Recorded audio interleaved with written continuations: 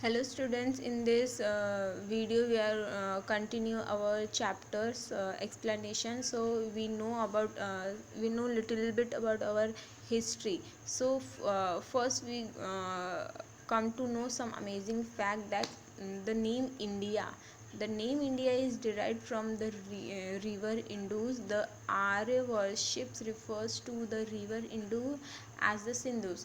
जो इंडिया को नाम दिया गया है वो इंडूज रिवर की वजह से दिया गया है। जो आर्यन योद्धाएं होते थे, वर्शिपर्स होते हैं, वो इंडूज रिवर को सिंधु के नाम से जानते थे। Second, there are 3 lakh active mosque in India, more than any other countries. हमारे इंडिया में 3 लाख से ज़्यादा मस्जिद अवेलेबल है अगर कंपेयर किया जाए पूरी कंट्री से। तो Until 1896 India was the only source of diamond in the world। 1896 तक हमारा इंडिया ही एक ऐसा कंट्री था जहाँ पर डायमंड अवेलेबल थे या फिर जहाँ से डायमंड पाया जाता था। Now we come to know the sources of history. Just like the ancient period, the information about the medieval periods is derived from the archaeological and literary sources। जैसे ही कि हम एशियन पीरियड से Asian period में हमने information मिला, उसी तरीके से जो मेडिवल पीरियड है इसमें भी हमारे हिस्ट्री को दो तरह के सोर्सेस में डिवाइड किया गया है हमारी हिस्ट्री को जानने और पहचानने और परखने के लिए, आर्कियोलॉजिकल और the literary. So mainly archaeological में आप monuments, coins, temples, paintings, stupas, inscriptions, इन सब चीज़ों के थ्रू वो स्टडी पास्ट को स्टडी करते थे, पहचानते थे, उसका रिकॉर्ड मेंटेन करते थे। Unlikely the ancient period, the medieval period has abundant amount of source to study। Similarly जैसे ही एशियंट टाइम में हिस्ट्री के पास काफ़ी सोर्सेस थे जिसके थ्रू हिस्टोरियंस हिस्ट्री को जान पाते थे और पढ़ पाते थे, सिमिलरली मेडिवल पीरियड में भी काफ़ी ज़्यादा सोर्सेस और सुविधाएं अवेलेबल थी जिसके थ्रू हमारे हिस्टोरियंस थे मेडिवल पीरियड की हिस्ट्री को काफ़ी अच्छे तरीके से परख और पहचान करके उसका रिकॉर्ड मेंटेन करके रख सकते थे। उसमें just like the monument that are created and book that were written in this period are skill available to study. जैसे कि बहुत सारे मैन्यूमेंट्स और जो बुक्स उस दैट टाइम पे लिखे गए थे वो आज भी म्यूज़ियम्स वगैरह में अवेलेबल हैं, जहाँ आप उसे रीड करके उस स्टडी करके हमारी हिस्ट्री से अवेयर हो सकते हैं।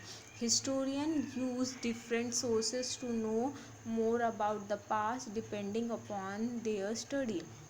जो हिस्टोरियंस होते हैं, जो हिस्ट्री को रीड करता है, समझता है, उसके ऊपर हिस्ट्री को एनालाइज करता है, उस पर्सन को क्या कहते हैं, हिस्टोरियन कहते हैं।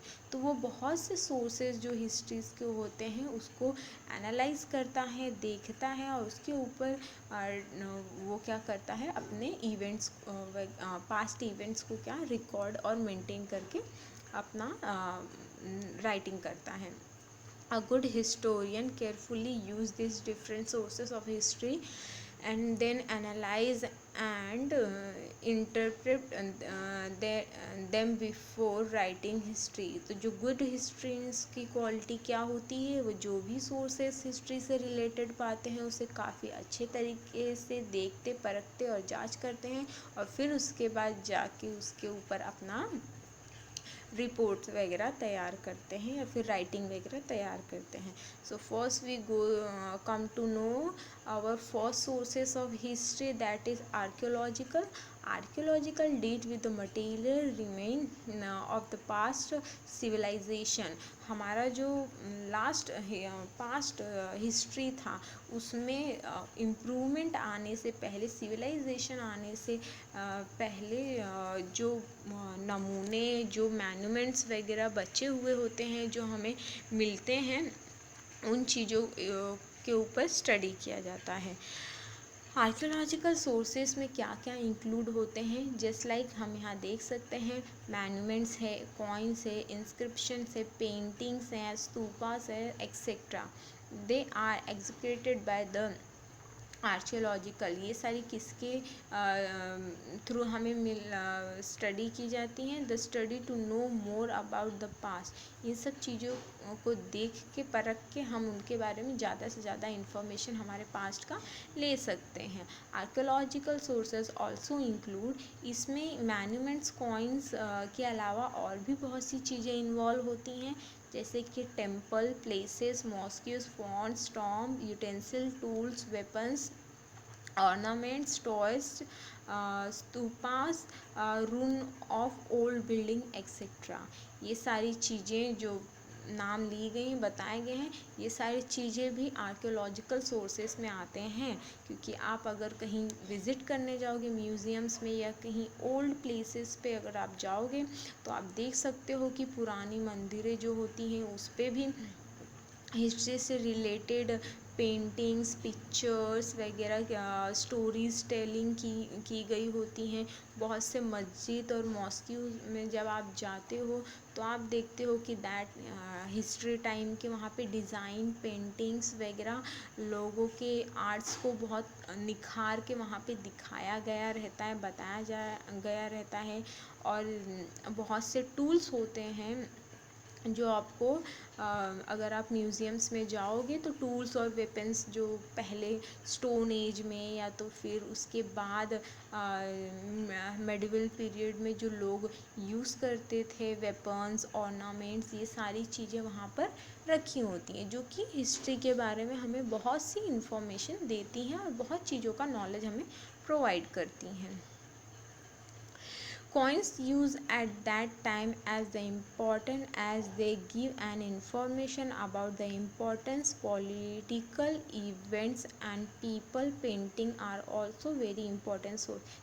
सो जो सोर्सेस होते हैं उसमें कॉइन भी एक आर्कियोलॉजिकल सोर्स है। उसमें कॉइन का बहुत ज़्यादा इम्पोर्टेंस था, क्योंकि कॉइन दैट टाइम पे हर पीरियड के हिसाब से लोगों ने कॉइन्स के मेटल को चेंज किया है, कॉइन्स के शेप को चेंज किया है, उसके स्टैम्प को चेंज किया है। और कॉइन से हमें बहुत ज़्यादा हिस्ट्री से रिलेटेड इन्फॉर्मेशन मिल जाता है, क्योंकि मोस्टली राजाज और जो स्ट्रॉन्ग पीपल्स होते थे वो कॉइन के थ्रू ही अपना वर्चस्व वगैरह दिखाते थे। इसके साथ साथ पेंटिंग से भी हमें बहुत ज़्यादा इन्फॉर्मेशन मिलती है। जैसे हम बहुत कोई गढ़ वगैरह या फिर कोई पुराना मंदिर वगैरह विज़िट करने जाते हैं तो हम वहाँ पे देख सकते हैं कि वो पेंटिंग्स इतने ब्यूटीफुली किए गए होते हैं, इतनी क्लियर होते हैं कि उसे देखकर हम दैट टाइम की सारी स्टोरी को, सारे सिचुएशन को, सारे इवेंट्स को काफ़ी अच्छे तरीके से समझ लेते हैं। They tell us about the customs, food habits, dress and jewelries of period, जिसे देख के हमें बहुत सारे इन्फॉर्मेशन मिलते हैं थे कि उनके जाति, रीति रिवाज, खाने, रहने, उठने बैठने, ड्रेसिंग करने के तौर तरीके कैसे होते थे उस ज़माने में लोगों के। However they tell little about the common people, ना ही सिर्फ रिच पीपल्स बल्कि बहुत से कॉमन पीपल्स, दैट टाइम की जो कॉमन लाइफ होती थी, आम जनता प्रजा होती थी, उसकी भी जानकारी हम वहाँ पे काफ़ी अच्छे तरीके से देख पाते हैं और समझ पाते हैं। Next, inscription. So when we engrave something on a book, wall, pillar or a monument, it is called an inscription. जब हम किसी बुक में, किसी पिलर्स पे, किसी वॉल पे और किसी मैन्यूमेंट्स पे कुछ चीज़ें लिखी हुई, गढ़ी हुई या फिर बनाई हुई देखते हैं, तो वो हमें इंस्क्रिप्शन, वो हमें एक हिंट देता है और एक मैसेज प्रोवाइड करता है पास्ट के बारे में। The study of inscription is called epigraphy. जब इंस्क्रिप्शंस को की स्टडी को, जो इन सारी चीज़ों को पढ़ पाता है, समझ पाता है, उसको क्या कहा जाता है? एपिग्राफी कहा जाता है। नॉर्मली हम सभी लोग ये नहीं कर पाएंगे। अगर हम पुराने लास्ट टाइम्स के टेम्पल्स वगैरह को देखें तो बहुत सी चीज़ें वहाँ पर बताई गई होती हैं। उसमें से बहुत सी चीज़ें होती हैं जो हम समझ लेते हैं, बट बहुत सी चीज़ें होती हैं जो हमारे समझ में, हमारे माइंड में फिट नहीं बैठती। तो उस चीज़ की, उसे पढ़ने का, उसे जानने का, उसका भी क्या होता है? स्टडी होता है, जिसे एपिग्राफी कहा जाता है। There were a lot of rulers and the dynasty that flourished in our country. अगर हम हमारा पास्ट खोल के देखते हैं तो हमें बहुत सारे राजाओं और प्रजा वगैरह, राज्य, साम्राज्य का पता चलता है, जो कि मेडिवल पीरियड में मोस्टली होते थे। They left behind inscription consist of important text और symbol that reveal information about the past. वो लोगों ने बहुत सारे इंस्क्रिप्शंस बना के रखे थे, जो कि हमें हिस्ट्री का इंफॉर्मेशन अगर अब हम देखें तो हमें उससे समझ में आता है। जैसे बहुत से वो स्तूपा, सिम्बॉल्स, पिलर्स, वॉल्स वगैरह बनाते थे, जस्ट अपने एरिया को और अपने डायनेस्टी को ब्यूटीफुल दिखाने के लिए और अपनी रिचनेस को शो करने के लिए। They usually contain the achievements medieval period achievements of the rural on the law and made by them. जब ये सारी चीज़ों को बनाना और अपने रिचनेस को शो करना और ख़ुद को प्राउड फील दिखाना, ये उनका एक बहुत बड़ा रिचनेस होता था।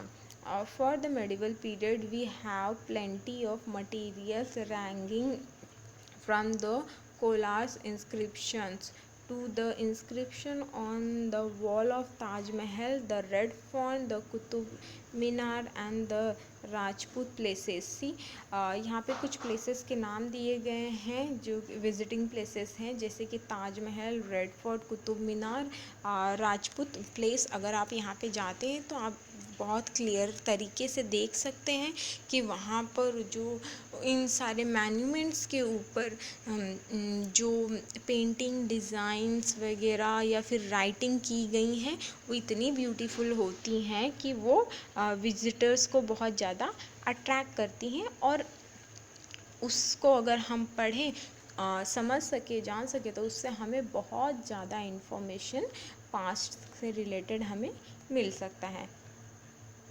Now, monuments.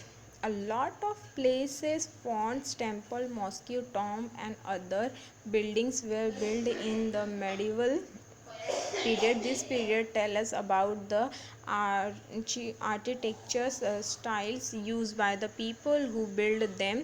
The mosque used the minaret and the dome in the buildings, which can be seen in many monuments made in the Mughal period. See, मैन्यूमेंट्स में temple, places, mosque, Tom, buildings, ये सारी चीज़ें आती हैं। That time पे अगर हम देखते हैं पुराने ज़माने के बिल्डिंग्स या फिर टेम्पल्स, तो हमें दैट टाइम के जो आर्किटेक्चर्स होते हैं उनके स्टाइल्स और उनके तरीके में बहुत ज़्यादा डिफरेंस नज़र आएगा। जैसे अगर हम गो थ्रू करते हैं, रीड करते हैं, देखते हैं, तो मंदिर और मस्जिद दोनों के ही डिज़ाइन टोटली डिफरेंट होते हैं, बट उसको देख के हम समझ सकते हैं कि उस वक्त किस चीज़ का ज़्यादा इन्वॉल्वमेंट वगैरह होता था।